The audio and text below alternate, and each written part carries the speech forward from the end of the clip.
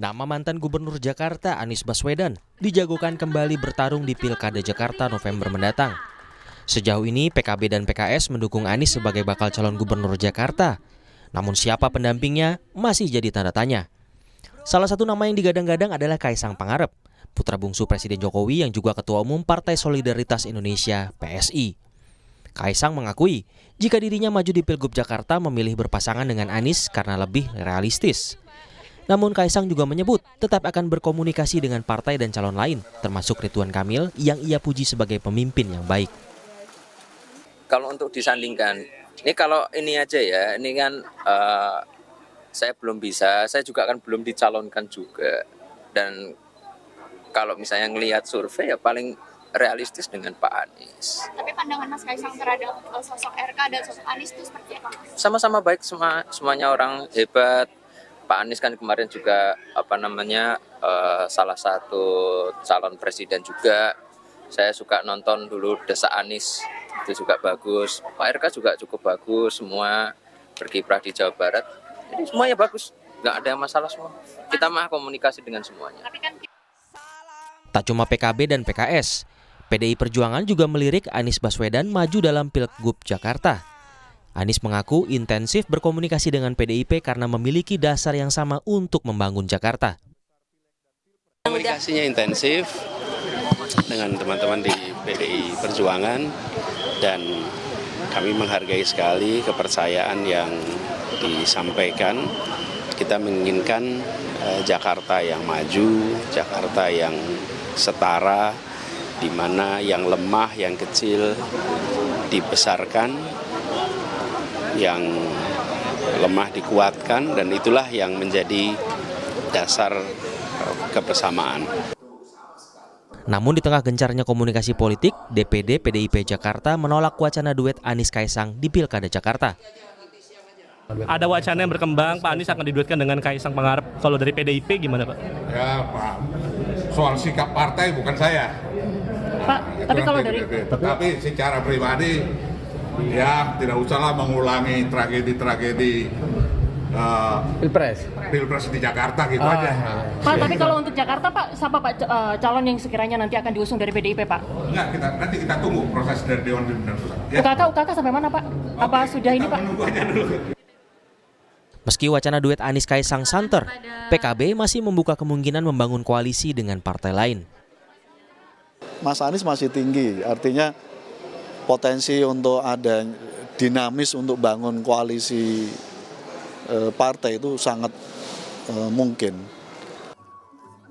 Nama lain yang juga dipertimbangkan untuk bertarung di Pilgub Jakarta adalah Ridwan Kamil, mantan Gubernur Jawa Barat. Menurut Ketua Umum Partai Golkar, Airlangga Hartarto, RK disiapkan untuk melawan siapapun, termasuk jika harus berhadapan dengan mantan Gubernur Jakarta, Anies Baswedan.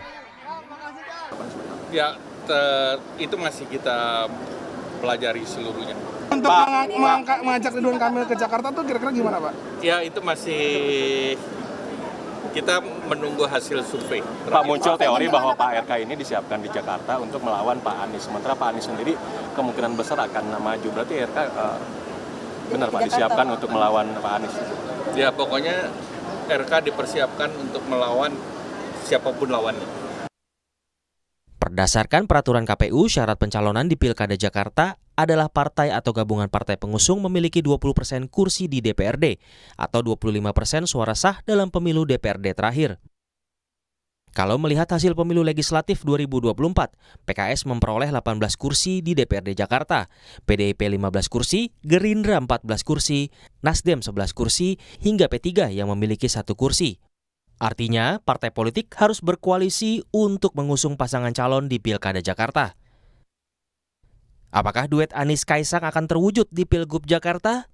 Lobi-lobi politik tentu akan gencar dilakukan, mengingat masih 2 bulan lagi menuju pendaftaran Pilkada Jakarta. Tim Liputan, Kompas TV.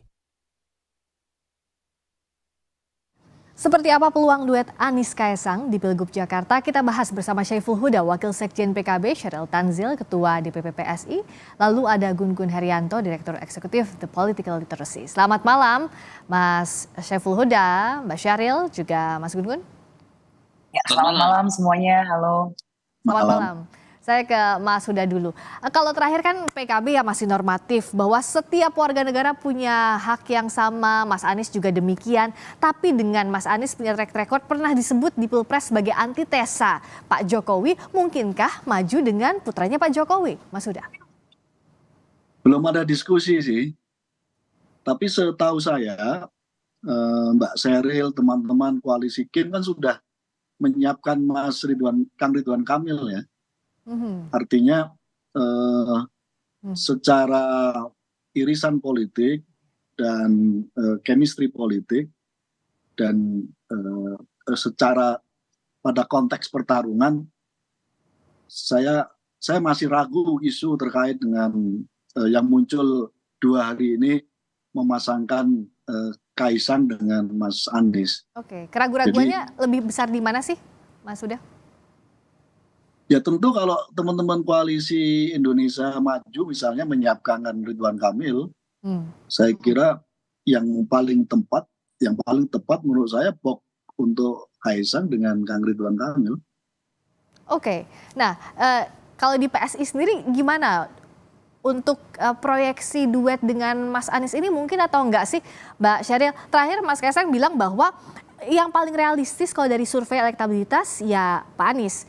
Tapi di sisi lain juga kita lihat masih ada keraguan-raguan misalnya dari tadi Mas Huda sampaikan. Ya ini bagus juga karena akhirnya ada klarifikasi dari PKB yang mewakili DPP-nya langsung ya. Karena selama ini setahu saya kami tuh ramai ditanya oleh wartawan justru karena dari PKB yang sebenarnya mengadakan komunikasi politik duluan untuk menyanding 2 nama ini gitu mau digabungkan. Dan kalau kami di PSI kita belajar banyak lah. Kita mungkin partai yang masih sangat muda ya secara usia dibandingkan partai-partai lain yang lebih senior.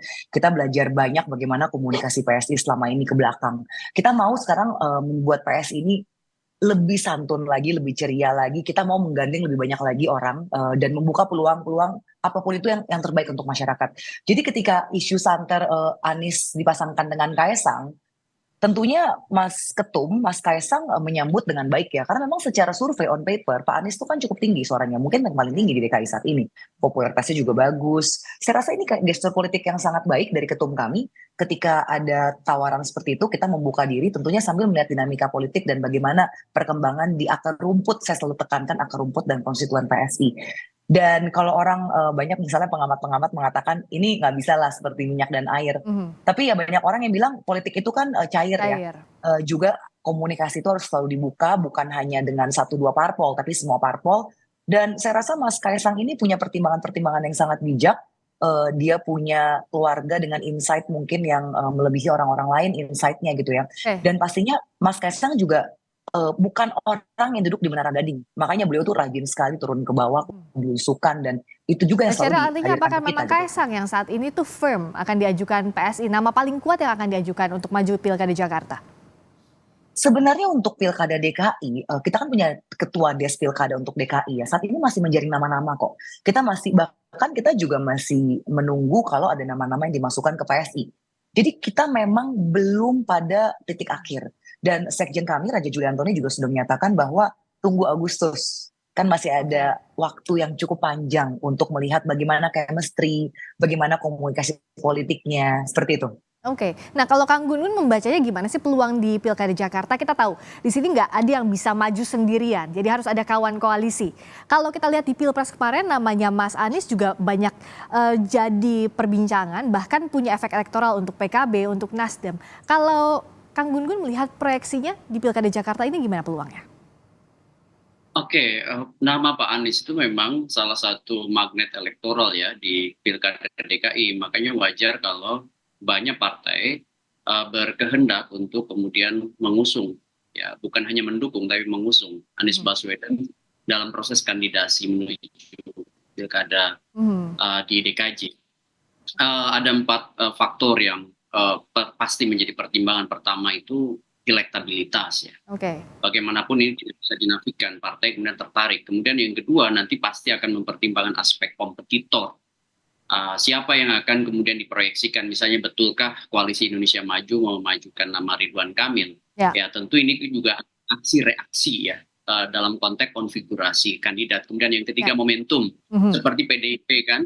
itu tentu berbeda dengan landscape 2017 dan 2012. Ya. Sekarang PDIP pun tertarik karena apa? Posisi arus perubahan yang diusung Anies dan posisi PDIP yang ongoing proses menjadi kekuatan di luar kekuasaan. Ini kan juga akan menjadi momentum ya. Kemudian yang ketiga konteks DKI ya yang sudah disepakati oleh pemerintah dan DPR harus memenangi masih harus memenangi 50% lebih. Ya. Ingat Pak Anies Priska dulu di 2017 putaran pertama menang 39,9%, kemudian di putaran kedua juga menang 57%.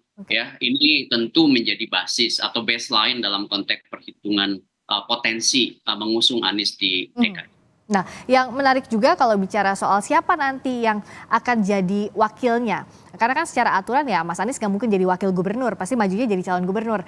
Mas Huda, terakhir Pak Hidayat Nur Wahid bilang bahwa ya kalau parpol lain ngajuin nama-nama cawagup wajar dong PKS ingin jadi wakilnya karena secara pileg PKS yang menang di Jakarta. PKB apakah usung nama juga atau memang Mas Anies ini representasi dari PKB untuk di Pilkada Jakarta karena duluan di-announce-nya oleh PKB Jakarta? Di PKB ada 2 nama yang kebetulan masuk di dalam kandidasi. Yang pertama Mas Anies, yang kedua Mbak Ida Fauzia. Jadi dua-duanya masih on sih Mbak. Tentu nanti ketika dibangun koalisi pasti PKB akan memilih di antara 2 kandidasi ini. Karena PKB 10 kursi artinya butuh koalisi menggenapi. Oke. Yang tapi kedua untuk saya nama kira kalau ada, tapi nama cagupnya tetap Mas Anies, Mas Huda. Ya belum, nanti kan akan diputuskan di partai koalisi. Siapa yang nanti akan mengusung Mas Anies, partai mana, dan PKB mengusung sosok mana, saya kira nanti koalisi yang akan menentukan. Kalau teman-teman PKS yang hari ini misalnya mengambil opsi sebagai wakilnya Mas Anies misalnya, saya kira itu termasuk pilihan yang saya kira bisa dihormati karena PKS sebenarnya pemenang di dalam pemilu legislatif kemarin. Mereka 19 kursi dan bersedia untuk jadi wakil, saya kira perlu kita hormati. Kalau dari Mbak Sheryl, karena sekarang kan Koalisi Indonesia Maju belum resmi, tapi kemungkinan besar Ridwan Kamil yang akan dimajukan, Gerindra dan kawan-kawan. Sementara Mas Anies ini kan tidak dalam opsinya Koalisi Indonesia Maju. Kalau PSI akan manut apa kata Kaim? Yang jelas kita masih melakukan lobby-lobby politik ya. Kalau nggak salah kemarin atau tadi itu juga wartawan sudah menanyakan ke Bang Dasko dari Gerindra bagaimana pendapatnya, dan Bang Dasko juga bilang ya ini kan masih cair. Kita masih harus diskusi lagi lah. Dan ini kan udah jelang Idul Adha ya, jadi kayaknya orang udah banyak yang liburan, mungkin habis Idul Adha nih baru kita koalisi Kim ini baru duduk bareng lagi, bicara lagi apa yang terbaik untuk DKI. Yang jelas kalau Mas Kaisang sendiri dengan Mas Ridwan Kamil juga tentunya kenal ya, karena kemarin dari PKN kan juga sempat kampanye bareng beberapa kali. The chemistry is there. Dan saya melihat ya memang saat ini belum pada titik akhir lah untuk menentukan. Masih terlalu dini untuk menentukan. Yang jelas Mas Kaisang mengakui bahwa secara survei Pak Anies bagus surveinya, tapi di sisi lain kalau kita bicara DKI itu kan berarti masih nyangkut-nyangkutnya Jabar juga ya, meskipun beda provinsi nih. Baik Mas Anies dan Mas RK ini dua-duanya kuat di Jabar gitu loh. Jadi ya kita lihatlah bagaimana nanti ke depannya komunikasi politiknya. Antara Mas Anies atau Ridwan Kamil opsinya. Terakhir Kang Gun-Gun, sebenarnya kalau kita bicara ke judul awalnya, mungkin nggak sih untuk Mas Anies berpasangan dengan Mas Kaisang? Karena kita tahu untuk berbeda kutubnya ini tidak hanya Pilpres kemarin, tapi bahkan sejak Pilkada 2017. Kalaupun politik itu cair, tapi di mana benang merahnya Kang Gun-Gun? Dalam analisis saya, karena bicara Pilkada DKI yang menjadi spotlight politik nasional, itu tidak hanya bicara pilkadanya, tetapi juga proyeksi ke depan. Sehingga kalau membaca potensi proyeksi ke depan, Friska, rada sulit memasangkan Anies Baswedan dengan Mas Kaisang. Terutama kalau kita bicara irisan politik ya, yang itu nanti akan tentu menyumbang konfigurasi politik yang bukan hanya bicara 2024, tapi juga 2029. Sehingga rasa-rasanya PKB jauh lebih akan intens ya berkomunikasi politik dengan partai-partai yang berpotensi tidak di koalisi Indonesia Maju. Meskipun politik sekali lagi tidak linier, melainkan reciprocal, tetapi kan bicara potensi. Misalnya di situ ada PDI Perjuangan, kemudian di situ ada PKS, di situ ada Partai Nasdem. Kalau koalisi Indonesia Maju sendiri, menurut saya dengan ya 43% ya, itu kan sudah melampaui pasal 40 Undang-Undang 10 2016 ya. Ini kan sudah jadi modal politik. Jadi sepertinya kalau misalnya Ridwan Kamil maju dan koalisi Indonesia Maju akan menjadikan Jakarta sebagai baseline juga perjuangan nanti di 2024-2029, maka potensi Anies Kaisang itu kecil. Oke. Termasuk kalau terakhir ke Mbak Sheryl, kalau kita lihat juga kan yang mendekati Mas Anies ini adalah PDI Perjuangan. Tapi kondisi hari ini pasca Pilpres dianggap bahwa Mas Kaisang ini tidak mungkin bersama-sama dengan PDI Perjuangan. Siapapun calon yang diusung oleh PDI Perjuangan. Iya atau enggak sih kalau di lapangannya realnya sekarang? Mbak Sheryl boleh di-unmute? Ya, saya rasa nggak seperti itu ya. Itu mungkin persepsi publik saja. Tapi kenyataannya Mbak Puan dan Mas Kaisang itu komunikasinya sangat-sangat baik. Jadi kita juga sangat menghargai ya. Saya tuh selalu melihat Mbak Puan itu mewarisi gen dari Pak almarhum Taufik Kemas. Kita tahu Taufik Kemas almarhum itu adalah seorang lobis sejati yang menjadi jembatan dari PDIP ke partai-partai lainnya. Dan kita melihat itu di sosok Mbak Puan. Jadi saya ingat betul Mas Kaisang itu mengatakan bahwa beliau respect sekali dengan Mbak Puan. Jadi saya rasa ini betul-betul cair lah ya. Pilpres itu sesuatu yang berbeda. Tapi untuk Pilkada DKI ya itu sesuatu yang berbeda lagi begitu. Pilkada Jakarta kita akan nantikan tampaknya lebih spesifik, lobby-lobbynya pun akan lebih cair dibandingkan Pilpres kemarin yang sudah lebih kelihatan peta politiknya. Terima kasih Mbak Sheryl, terima kasih Kang Gun Gun, terima kasih juga Mas Syaiful. Ya, terima kasih semuanya. Selamat malam, sampai ketemu lagi.